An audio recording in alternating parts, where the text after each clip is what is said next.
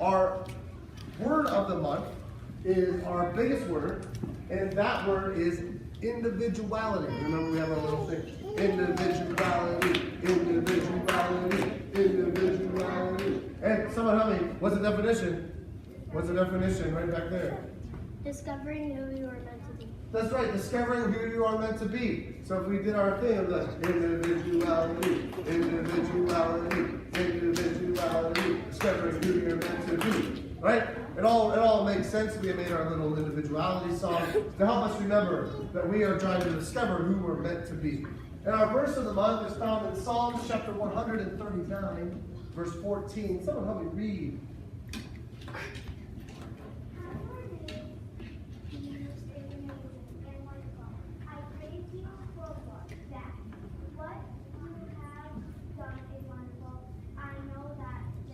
That's awesome. Thank you. How you made me is amazing and wonderful, and I praise you for that. What you have done is wonderful. I know that very well. The other day, I was watching animal shows, because I like watching animal shows on TV. And there's this frog that when a prey or a predator tries to scoop it up, it makes like this slimy mucus stuff all over its body, so it like drops it and it doesn't want to eat it. And I was like, gross! Mucus all over. That's nasty. And then I blew my nose and I realized something. That on the inside of my body, I make that same kind of gross stuff. I was like, I'm kind of a frog.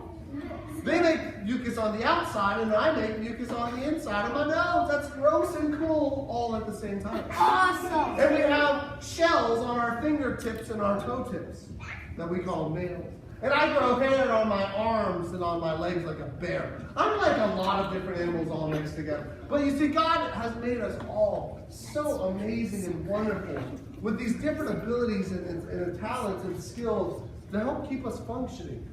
And that is amazing. So next time you see a booger, don't think you gross. Think, wow, human-made mucus. Amazing. Yeah.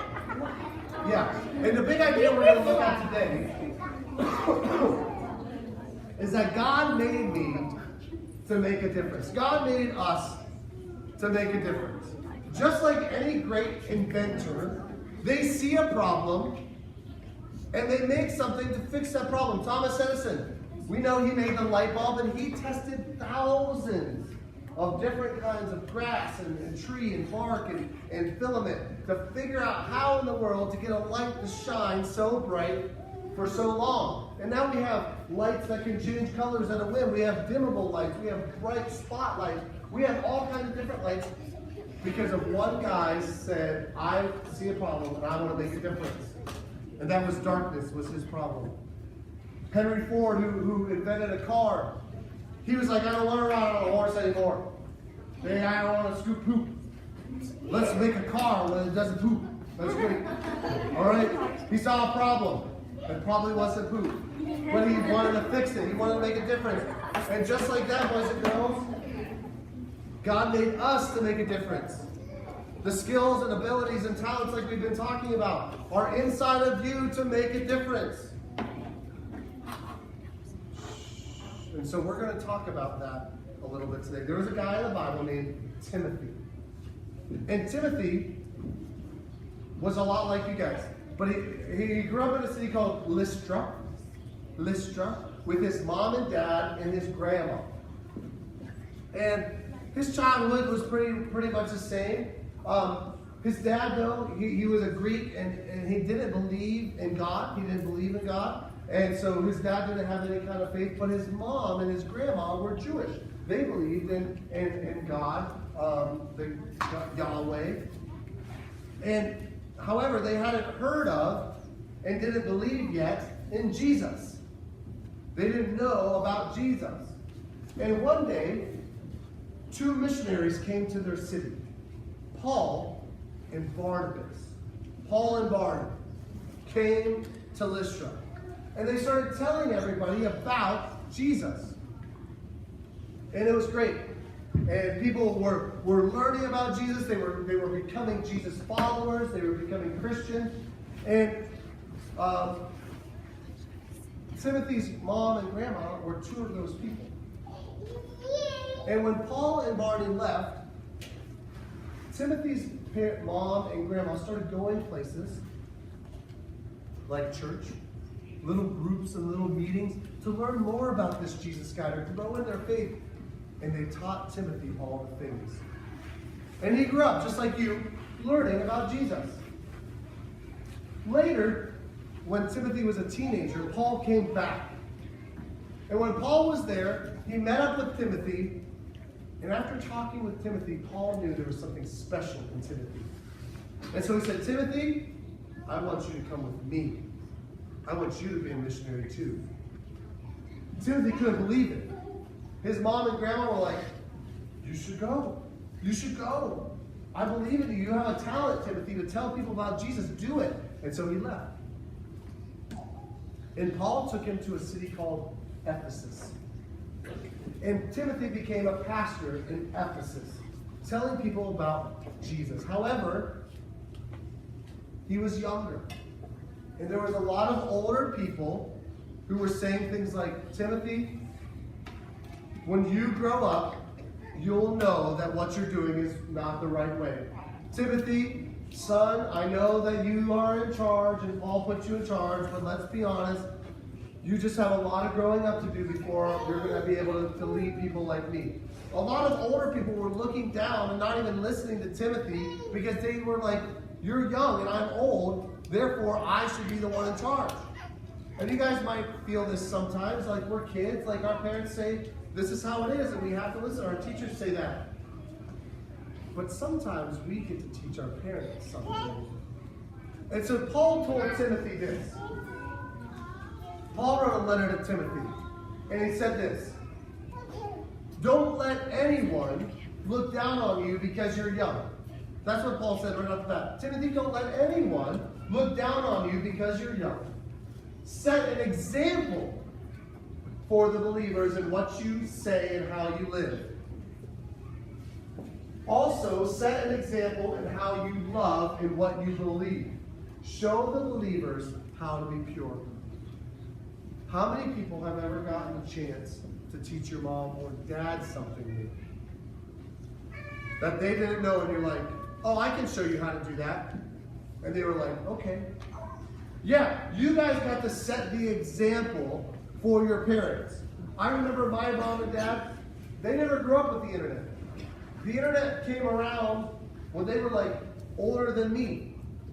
I was in 6th grade. No, they weren't 100. They were like 40. I was in 6th grade when the internet first started. You guys you don't know a world without the internet. But back in the day, my mom and dad, they had no idea. My mom didn't even know how to turn the computer on.